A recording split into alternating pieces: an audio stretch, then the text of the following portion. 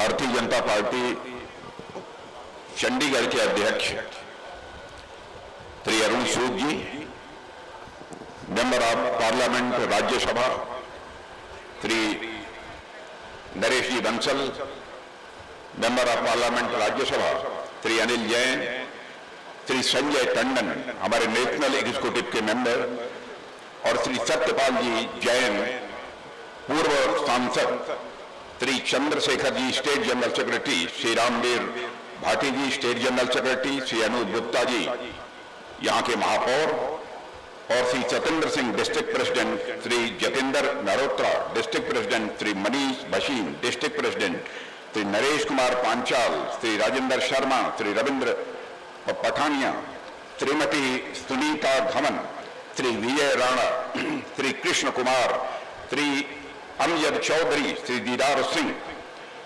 और इस सभा में मौजूद मेरे सभी सम्मानित बहनों एवं भाइयों, लंबे अरसे के बाद इस चंडीगढ़ में किसी सार्वजनिक सभा को संबोधित करने के लिए आप सबके सामने खड़ा हुआ हूं।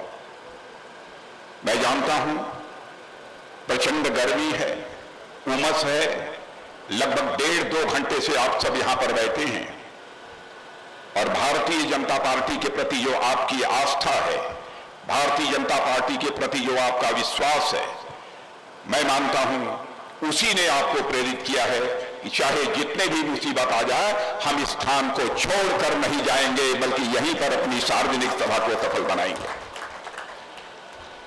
इसलिए एक बार मैं शीश झुकाकर आप सभी बहनों भाइयों का हार्दिक अभिनंदन करता हूं। मैं आप सभी का मैं स्वागत करता हूं। चंडीगढ़, जैसा अरुण सूद जी ने बताया कि आज के 1 या 1.5 महीने पहले मैं यहां पर आया था। यहां पर मैं आया था तो यहां पर एयरफोर्स के एक हेरिटेज सेंटर का लोकार्पण करने के लिए आया था। जहां तक चंडीगढ़ का प्रश्न है, बहनों भाइयों, मैं इस सच्चाई को अच्छी तरह जानता हूं कि चंडीगढ़ एक तरफ आध्यात्मिक और प्राचीन जड़ों से जुड़ा हुआ है, तो यही सी चंडीगढ़ में देश विदेश की कंपनियां भी आकर यहां काम करती हैं। यह आधुनिकता, प्राचीनता और आध्यात्मिकता का एक अद्भुत संगम यदि किसी को देखना हो तो वह चंडीगढ़ की धरती पर जाकर देख सकता है। चंडीगढ़ का नाम भी पड़ा है तो आराध्य देवी चंडी के नाम पर ही पड़ा है। चंडी और चामुंडा यह दोनों दुर्गा के ही यह स्वरूप हैं, और इसी चंडी देवी के नाम पर ही चंडीगढ़ का नाम पड़ा है। आप सभी जानते हो, हमारे गुरु गोविंद सिंह जी ने लिखा था चंडी दी वार, और चंडी दी वार को मैं मानता हूं एक दार्शनिक, आध्यात्मिक और वीरतापूर्ण यह रचना है, जिसमें कि गुरु गोविंद सिंह जी ने बहुत ही भक्तिपूर्ण तरीके से देवी की स्तुति की है। आज उस चंडीगढ़ में हमें यहां पर आप सबके सामने मौजूद होने का जो अवसर प्राप्त हुआ है, मुझे यह भी जानकारी दी गई कि यह चंडीगढ़ 1952 में पहले अंबाला जिले का भाग हुआ करता था, उससे यह अलग होकर यह चंडीगढ़ बना है। जैसा बताया वो सूद जी ने, मैं यहां पर कुछ ही महीनों पहले मैं यहां पर आया था, लेकिन चंडीगढ़ के इतिहास से मैं अच्छी तरह परिचित हूं। मैं मानता हूं कि यह चंडीगढ़ हिमाचल प्रदेश, हरियाणा और यह पंजाब का ट्राई जंक्शन है, और यह पूरा का पूरा क्षेत्र एक ऐसा क्षेत्र है कि भारत की फौजों में सबसे बड़ा योगदान देने का कोई क्षेत्र काम करता है तो आपके इस क्षेत्र के लोग फौजों में भर्ती होते हैं, और अपने शौर्य और पराक्रम का परिचय देकर भारत माता का मस्तक सदैव उन्होंने ऊंचा रखा है। इतिहास के हर नाजुक मोड़ पर मैं जानता हूं इस धरती ने देश की हिफाजत की है। देश को नया बराबर एक हौसला देने का काम यदि किसी ने किया है, चंडीगढ़ की धरती, पंजाब की धरती, हरियाणा की धरती नहीं किया है। जब देश में अज्ञानता का अंधेरा था तो उस समय भी गुरु नानक जी ने अपने ज्ञान का संदेश देकर लोगों के अंदर एक जागरूकता पैदा करने का काम किया था। बहनों भाइयों, यह अद्भुत धरती है।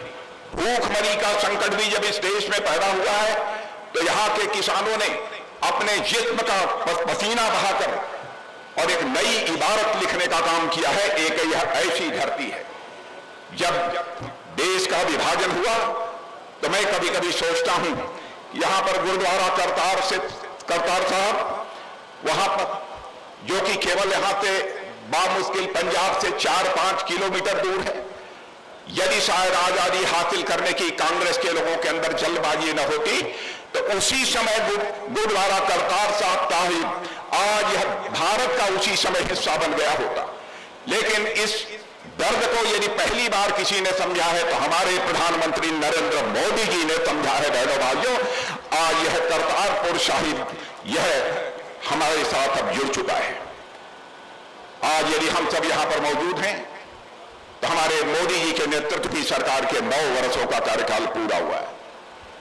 9 वर्षों में हमारी सरकार ने क्या किया है, क्या नहीं किया है, मैं जानता हूं कि हमसे बेहतर आप जानते हैं, लेकिन मैं कुछ बातें आपके सामने कहना चाहूंगा।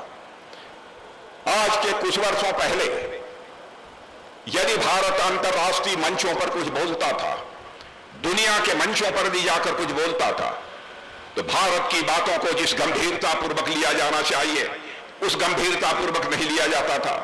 लेकिन आज भारत दुनिया के मंचों पर जाकर कुछ बोलता है तो लोग कान खोलकर सुनते हैं कि भारत बोल क्या रहा है, यह भारत की हैसियत दुनिया में बड़ी है। और इस प्रकार से भारत का मस्तक ऊंचा हुआ है। मैं वह दिन भी आपको याद दिलाना चाहता हूं जब हमारे प्रधानमंत्री ने देशवासियों से कहा था, सौगंध मुझे इस मिट्टी की, मैं देश नहीं मिटने दूंगा, मैं देश नहीं झुकने दूंगा। जो कहा था हमारे प्रधानमंत्री ने, मेरे बहनों भाइयों, उसे करके उन्होंने दिखा दिया है। देश का मस्तक झुका नहीं है। और इस घोषणा को मोदी जी ने अपने रहते चरितार्थ किया है। मैं आपको याद दिलाना चाहता हूं उरी की घटना, पुलवामा की घटना। उसके बाद ऐसा लगा कि एक लोगों के अंदर से हताशा की स्थिति पैदा हो गई। बहनों भाइयों, उस समय मैं गृह मंत्री था। मोदी जी ने हम 2-3-4 लोगों को बुलाया, 10 मिनट भी नहीं लगे, फैसला कर लिया। और उसके बाद हमारे सेना के जवानों ने इस पार से नहीं बल्कि पाकिस्तान की धरती पर जाकर आतंकवादियों का सफाया करने में कामयाबी हासिल की थी। हमने सारी दुनिया को यह संदेश दे दिया कि भारत अब यह कमजोर भारत नहीं रहा है। भारत के अंदर वह ताकत है कि जरूरत पड़ी तो भारत इस पार भी मार सकता है और आवश्यक हुआ तो उस पार भी जाकर भारत मार सकता है। यह भारत के अंदर ताकत है, यह करके हम लोगों ने दिखाया है। बहनों भाइयों, अब हमारा भारत यह कमजोर भारत नहीं रहा है।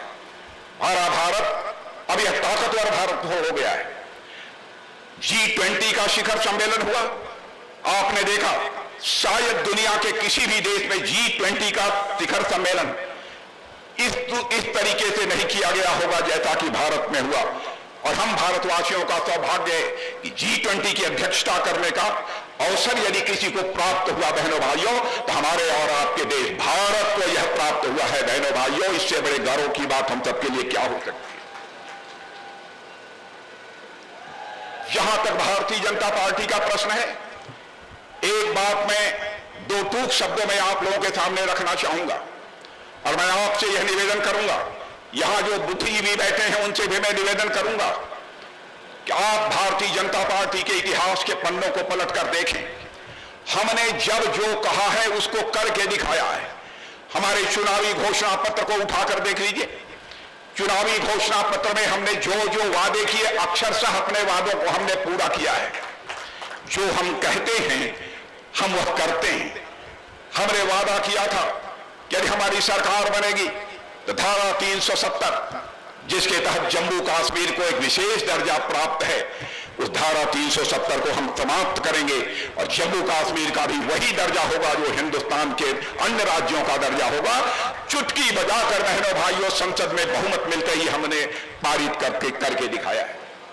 हमने यह भी अपने चुनावी घोषणा पत्र में यह वादा किया था कि अयोध्या की धरती पर भव्य राम का मंदिर बनकर रहेगा।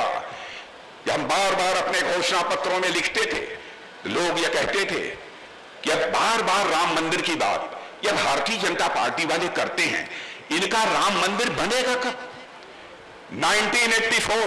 1984 से बराबर हम अपने घोषणा पत्र में यह वादा करते चले आए थे। और बहनों भाइयों, आपने देखा कि आज अयोध्या की धरती पर भव्य राम के मंदिर का निर्माण हो रहा है और 22 जनवरी के बाद आप भी जाकर वो भव्य राम के मंदिर में जाकर वहां रामलला का दर्शन कर सकते हैं। जो हम कहते हैं वो हम करके दिखाते हैं।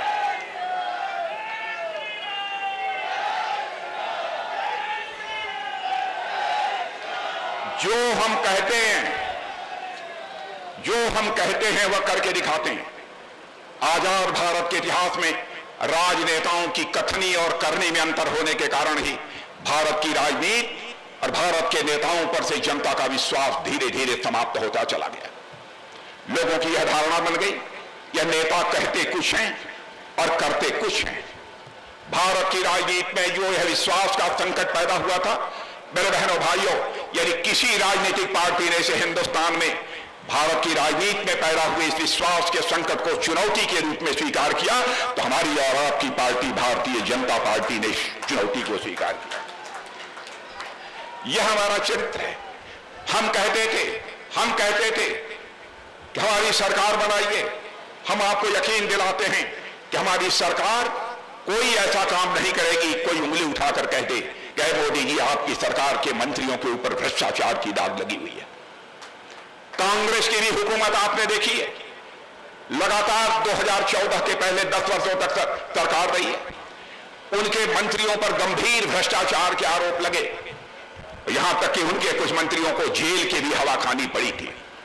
लेकिन बहनों भाइयों, आज तक कोई मां का लाल उंगली उठाकर आरोप लगाने की हिम्मत नहीं कर पाया कि भारतीय जनता पार्टी की सरकार के किसी मंत्री के ऊपर भ्रष्टाचार का कोई आरोप लगा हुआ। यह है हमारी भारतीय जनता पार्टी का चरित्र। भ्रष्टाचार को कम करने के लिए कई प्रभावी कदम भी हम लोगों ने उठाए हैं। मैं यह दावा नहीं करना चाहता कि हमारी सरकार आने के बाद भ्रष्टाचार पूरी तरह से समाप्त हो गया है, लेकिन भ्रष्टाचार को कम करने की दिशा में जो भी कदम उठाए जा सकते थे हम लोगों ने वह उठाने की कोशिश की। मैं आपको याद दिलाना चाहता हूं, राजीव गांधी जी हमारे भारत के प्रधानमंत्री थे। मैं उनकी नीयत पर मैं संदेह नहीं करना चाहता बहनों भाइयों।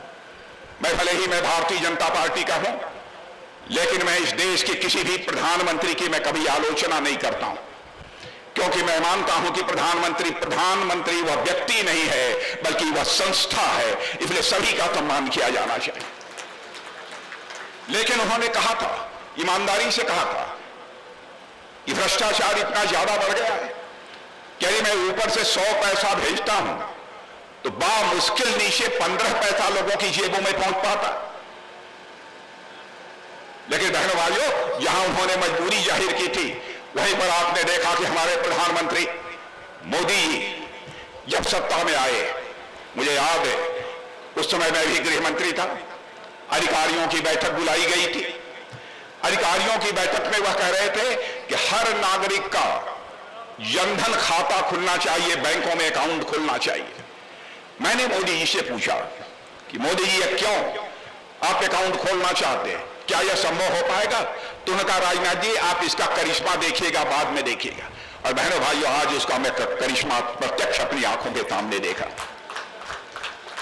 प्रधानमंत्री किसान सम्मान निधि के अंतर्गत अथवा जो भी योजनाएं, महिलाओं के लिए जो योजनाएं, नौजवानों के लिए जो योजनाएं, बहनों भाइयों, यदि दिल्ली के बैंक से 100 पैसा चलता है तो 100 का 100 पैसा आपकी जेब में होता है। एक पैसा भी भ्रष्टाचार की भेंट नहीं चढ़ने पाता। और यह बात मैं इसलिए कह रहा हूं कि केवल भाषण देकर भ्रष्टाचार पर लगाम नहीं लगाया जा सकता है। यदि भ्रष्टाचार पर हमको लगाम लगाना है बहनों भाइयों, तो सिस्टम में, व्यवस्था में परिवर्तन लाना पड़ेगा। और वह व्यवस्था में परिवर्तन लाने का काम हमारे प्रधानमंत्री ने किया है, बात मैं विश्वास के साथ कह सकता हूं। आज यही कारण है, आर्थिक दृष्टि से भी सारी दुनिया मानती है कि भारत अब मजबूत होता जा रहा है, भारत ताकतवर होता जा रहा है।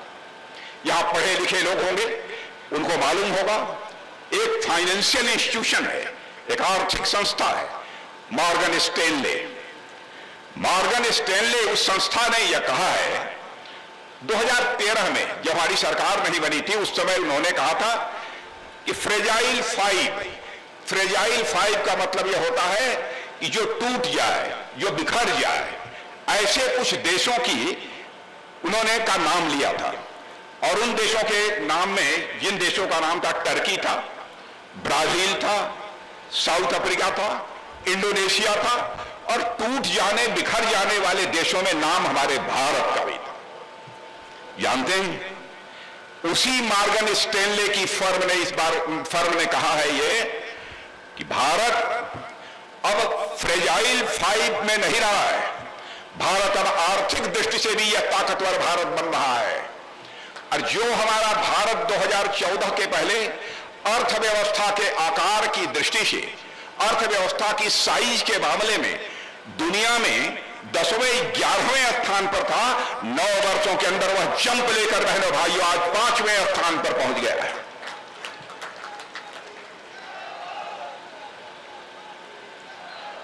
और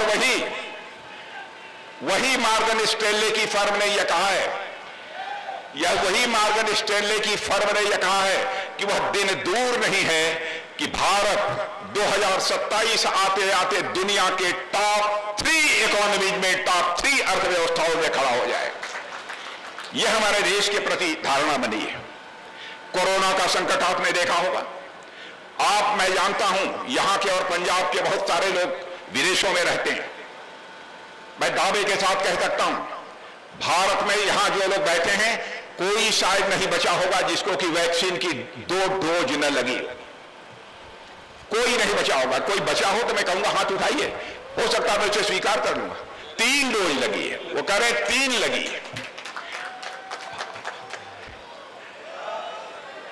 और मैं आपको बताना चाहता हूं कि अमेरिका जैसे देश में भी सबको 2 डोज नहीं लगी है, ऑस्ट्रेलिया में भी नहीं लगी है, जर्मनी में भी नहीं लगी है। 2 डोज सभी नागरिकों को वैक्सीन की कोरोना के दौरान लगी है, तो केवल और केवल हमारे और आपके देश भारत में लगी है बहनों भाइयों, और किसी को नहीं लगी। हम तो वैक्सीन बनाते भी नहीं थे, वैक्सीन बनता भी नहीं था, लेकिन हमारे प्रधानमंत्री मोदी जी का यह करिश्मा था बहनों भाइयों। उन्होंने हमारे देश के वैज्ञानिकों का मनोबल ऊंचा किया, कहा आप कुछ भी कर सकते हो, आप आसमान से तारे भी तोड़कर ला सकते हो। हमारे वैज्ञानिकों का हौसला बुलंद हुआ और उन्होंने अपने देश में वैक्सीन तैयार करना प्रारंभ किया। भारत में वैक्सीन तैयार हुई है बहनों भाइयों। भारतवासियों को भी हमने वैक्सीन की डोज दी है और दुनिया के 120 देशों को भी वैक्सीन मुहैया कराने का काम दुनिया का इकलौता किसी देश ने किया है तो भारत ने किया है। करिश्माई काम सचमुच हमारे प्रधानमंत्री मोदी जी ने किया है। इस सच्चाई को नकार नहीं सकता कोई। ठीक है, पीठ पीछे चाहे कोई भी आलोचना कर ले, आलोचना तो मर्यादा पुरुषोत्तम भगवान राम की भी हुई है बहनों भाइयों। आलोचना करने वालों को कोई रोक नहीं सकता। जहां तक रक्षा का क्षेत्र है, यहां मैं रक्षा मंत्री हूं। आप लोग जानना चाहते हैं कि रक्षा मंत्रालय में कौन सा ऐसा करिश्मा हुआ है। पहले चाहे तोप हो, टैंक हो, गोले हो, मिसाइल हो, हर चीज हम दुनिया के दूसरों की तरफ आंख उठाकर देखते थे, हाथ फैलाते थे, वहां से आते थे। मैं यह नहीं कहता हूं हर चीज हम बनाने लगे, लेकिन हमारे प्रधानमंत्री ने यह संकल्प लिया कि रक्षा क्षेत्र में भारत आत्मनिर्भर बनना चाहिए। और मैं दावे के साथ कह सकता हूं कि आत्मनिर्भर बनने की दिशा में हम आगे बढ़ रहे हैं। पहले दुनिया के सबसे बड़े इंपोर्टर यानी सबसे बड़े आयातक हम थे, लेकिन आज हमारा भारत दुनिया के टॉप 25 देशों में एक एक्सपोर्टर के रूप में खड़ा हो गया है रक्षा के क्षेत्र में बहनों भाइयों। यह हैसियत हमारे भारत की बनी है, यह करिश्मा भारत में हुआ है। अब हम दुनिया के दूसरे देशों को भी हथियार मुहैया करा रहे हैं, गोले मुहैया करा रहे हैं। हम यहां से ब्रह्मोस मिसाइल बनाकर भी हम दुनिया देशों को मुहैया करा रहे हैं मेरे बहनों भाइयों। यह भारत की हैसियत बनी है, यह भारत की ताकत बनी है। भारत लगातार मजबूत हो रहा है, लगातार भारत तरक्की कर रहा है। और अभी आपने देखा अमेरिका के दौरे पर हमारे प्रधानमंत्री जी गए थे, वहां भी कमाल किया है। अमेरिका में GE कंपनी यह बड़ी मानी जानी कंपनी है जो कि इंजन बनाने का काम करती है, जो फाइटर प्लेन में लगते हैं। वहां से जाकर अमेरिका से दोस्ती करके यह फैसला करा लिया कि अब जी इंजन भारत में भी बनना चाहिए। अमेरिका भी तैयार हो गया कि हम 80% टेक्नोलॉजी हम आपको ट्रांसफर करेंगे।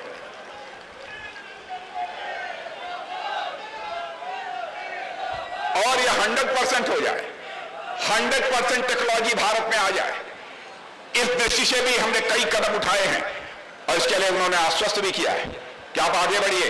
हमारे वैज्ञानिक आपके देश के वैज्ञानिकों के साथ बैठकर यह रिसर्च करेंगे, अनुसंधान करेंगे, ताकि आपको 100% टेक्नोलॉजी, 100% तकनीक आपको ट्रांसफर की हो जाए।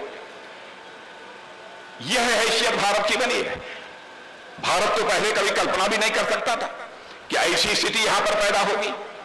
हर मामले में सचमुच भारत ने करिश्माई काम किया है बहनों भाइयों। इसलिए मैं कहना चाहता हूं कि योजनाओं की दृष्टि से देखिए। अब जैसे स्वास्थ्य मनुष्य की जिंदगी की सबसे बड़ी अमानत होती है। जिंदगी कहता, इंसान कहता है जिंदगी में सब कुछ मिल जाए, वह सुख की प्राप्ति नहीं होगी यदि स्वास्थ्य ठीक नहीं रहेगा, हेल्थ ठीक नहीं रहेगा। पैसे के अभाव में हमारे बहुत सारे गरीब दम तोड़ देते हैं, लेकिन अपना इलाज नहीं करा पाते हैं। प्रधानमंत्री बनते ही यह फैसला किया, आयुष्मान भारत योजना लागू कर दी हमारे प्रधानमंत्री ने, और 5 लाख रुपए तक का इंश्योरेंस बीमा पक्का कर दिया। यानी 5 लाख रुपए तक का आपका मुफ्त इलाज होगा बहनों भाइयों। ऐसी योजना दुनिया के किसी देश में नहीं। मैं अपने विरोध पक्ष के लोगों को यह भी कहना चाहता हूं, हमारी यदि कोई बात गलत हो तो आप प्रेस कॉन्फ्रेंस बुलाकर उसको खंडित कर दीजिएगा। हम उसका जवाब देने के लिए तैयार हैं, क्योंकि हम जनता की आंखों में धूल झोंक कर कभी राजनीति नहीं करते। हम राजनीति करते हैं तो जनता की आंखों में आंख डालकर राजनीति करते हैं बहनों भाइयों। यह भारतीय जनता पार्टी का चरित्र है। और आज उस आयुष्मान भारत योजना के अंतर्गत 4.5 करोड़ लोगों को इसका लाभ मिल चुका है। भारतवासियों के स्वास्थ्य की चिंता हम लोगों ने किस हद तक की है। पहले जहां बजट स्वास्थ्य का केवल 89,000 करोड़ हुआ करता था, अब वह बढ़कर 2023 में मेरे बहनों भाइयों लगभग 1.25 गुना 1.5 गुना वह बजट बढ़ गया है। ऐसी स्थिति पैदा हुई है हमारे देश में। जन औषधि केंद्र लगभग 9,300 ऐसे केंद्र खुले हैं। आप जाइए, पहले आपको दुकानों पर जो दवा महंगी मिलती रही होगी, 75%, 80% सस्ती दवा आपको वहां पर मिलेगी। कई ऐसे काम किए हैं। लगभग 390 नए विश्वविद्यालय खोल दिए, IIT कई खोल दिए, 7 नए IITs खोल दिए, IIM यह भी खोल दिए, एम्स हमारे देश में 22 अब हो गए। मैं केवल दिल्ली की तरफ पहले लोग देखा करते थे।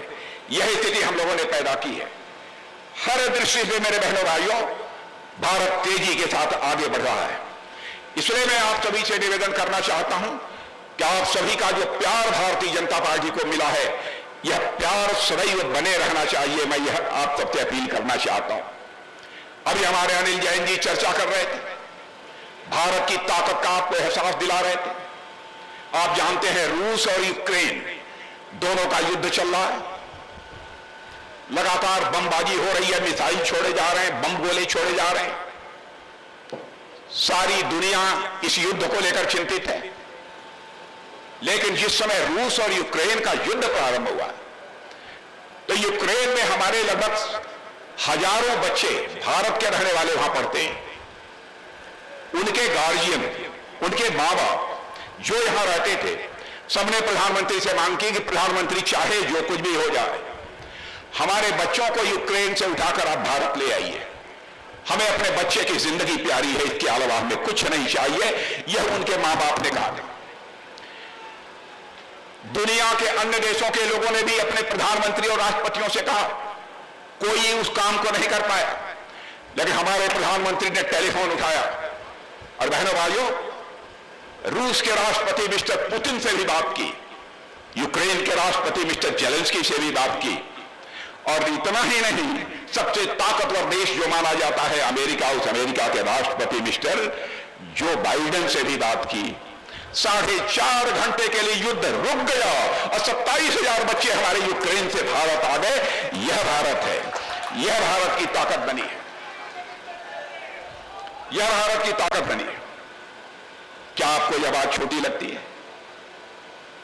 जब हमारा प्रधानमंत्री यदि दुनिया के किसी देश में जाता है, ऑस्ट्रेलिया जैसे देश का प्रधानमंत्री राष्ट्रपति बॉस कहकर पुकारता है, बॉस कहकर पुकारता है।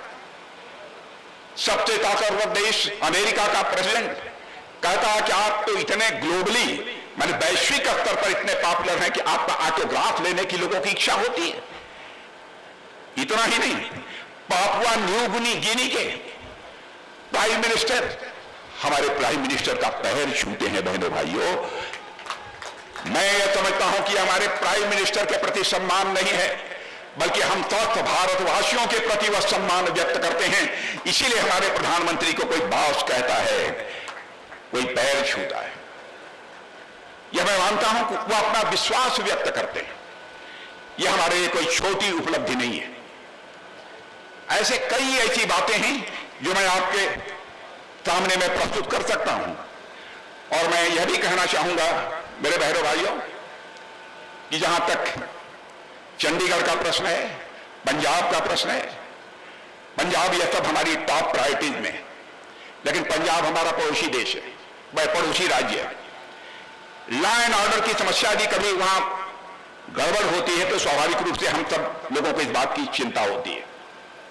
कैप्टन अमरिंदर सिंह जी जब वहां के मुख्यमंत्री थे तो मैं भारत का गृह मंत्री था। मैं जानता हूं कई बार ऐसी समस्याएं आती थी, तो उसमें कैप्टन अमरिंदर सिंह जी का हमको बराबर सहयोग प्राप्त होता था और काफी हद तक कानून और व्यवस्था के हालात को संभालने में हम सबको मदद मिलती थी। आज हालात बदल गए हैं। आज जो सरकार है पंजाब में, उस सरकार के बारे में आप अच्छी तरह जानते हैं कैसी स्थिति है, आज वहां की क्या स्थिति है। और मैं मानता हूं कि जिस राज्य की अथवा जिस देश की इंटरनल और एक्सटर्नल सिक्योरिटी अच्छी नहीं है, वह ना तो राज्य प्रगति कर सकता है और ना तो वह देश प्रगति कर सकता है। और मैं देश का रक्षा मंत्री हूं, मैं जाता हूं बॉर्डर पर, अपने जवानों से मैं मिलता हूं और पंजाब और पंजाबियत से भी मैं अच्छी तरह वाकिफ हूं। मेरे बहनों भाई, पंजाब और पंजाबियत से भी मैं अच्छी तरह वाकिफ हूं। और मैं देखता हूं जब देश की हिफाजत का प्रश्न आता है तो हमारे पंजाब के लोग, हरियाणा के लोग, हिमाचल प्रदेश के लोग सारे भेदभावों को भुलाकर, सारे शिकवे शिकायत भुलाकर एक साथ खड़े हो जाते हैं और फिर भारत माता की मान सम्मान स्वाभिमान की रक्षा करते हैं। यह कुवत देखिए। लेकिन सबसे इस सरकार से भी मैं अपेक्षा करता हूं, कानून और व्यवस्था के हालात को संभालने के लिए आपके द्वारा पहल की जानी चाहिए। लेकिन मैं समझता हूं यह सरकार इस काम को नहीं कर पाती है। जहां तक गठबंधन का प्रश्न है, मेरे बहनों भाइयों, मैं कहना चाहूंगा भारतीय जनता पार्टी के नेतृत्व की एनडीए सरकार है। हम लोग केवल ये नहीं कहते कि भारतीय जनता पार्टी की सरकार। आज जब मैं यहां पर खड़ा हूं तो सचमुच मुझे प्रकाश सिंह बादल जी की याद आती है। आप ये कहेंगे कि प्रकाश सिंह बादल जी की पार्टी तो आपसे अलग हो चुकी है, आपको क्यों आती है? उनकी याद लंबे समय से बहुत ही पुराना रिश्ता रहा है बहनों भाई। किंचित कारणों से वो हमारे एनडीए में भी अब उनकी पार्टी नहीं है। प्रकाश सिंह बादल साहब तो नहीं रहे, बेहद मुझे पीड़ा हुई थी। लेकिन जो इस धरती पर आया उसे जाना है, दुनिया की कोई ताकत नहीं बचा सकती है। मैं अपनी श्रद्धांजलि भी अर्पित करता हूं। लेकिन मैं कहना चाहता हूं, हम एनडीए में जिन लोगों को लाते हैं उनका भरपूर सम्मान करते हैं। क्या कारण था कि वो हमको छोड़कर चले गए, मैं नहीं जानता, लेकिन मैं कह सकता हूं, लेकिन हमारे एनडीए में जो रहता है कि हमको छोड़कर भी चला जाता है, भले ही वो हमसे दूरी बना ले, लेकिन हम दिल से कभी दूर नहीं होते हैं बहनों भाइयों। यह हमारे भारतीय जनता पार्टी का चित्र, यह हमारा चित्र है। और आज आपने देखा कि कांग्रेस और सारी राजनीतिक पार्टियों ने 23 तारीख को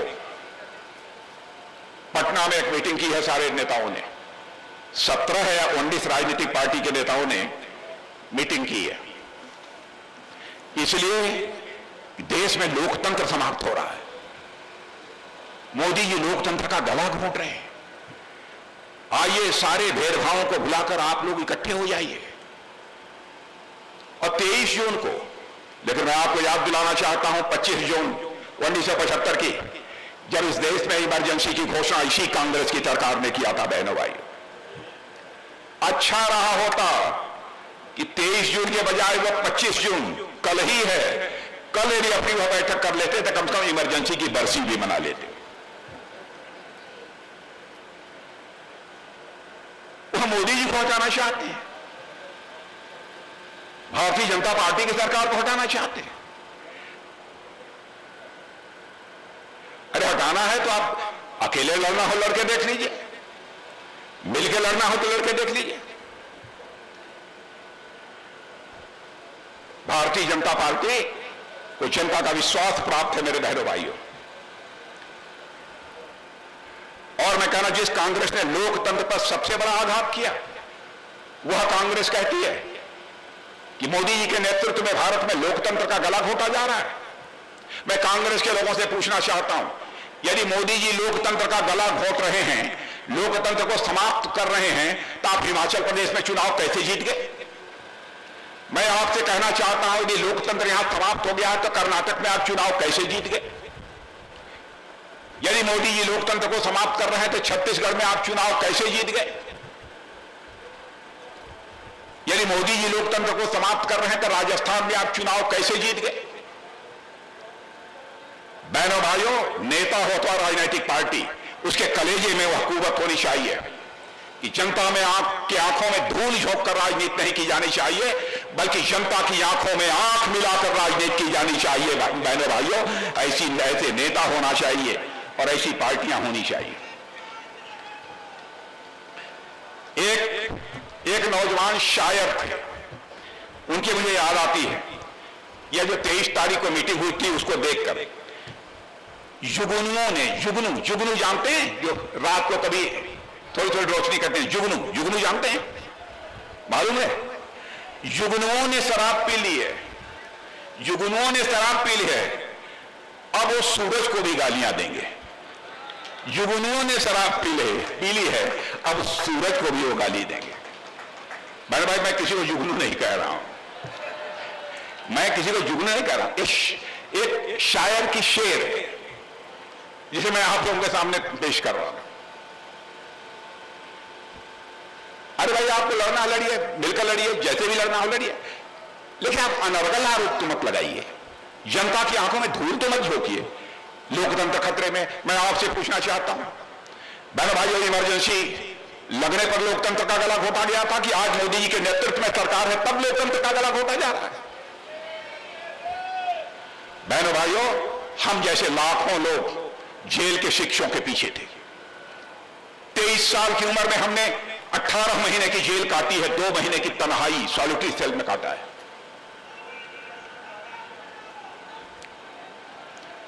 और उसी दौरान हमने अपनी मां को भी खोया है।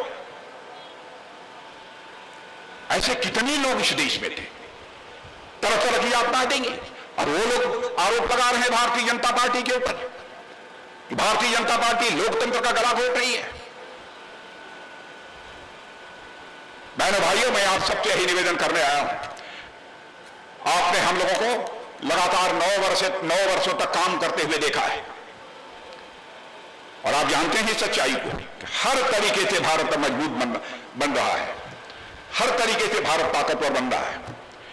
आपका आशीर्वाद प्राप्त होना चाहिए। यदि मैं आया हूं तो आप सभी से निवेदन करूंगा, एक बार हाथ उठाकर हमारे प्रधानमंत्री, उनकी सरकार को अपनी शुभकामनाएं दे दीजिए, ताकि लगातार ऐसे ही वह भारत की सेवा करते रहें और भारत को 2047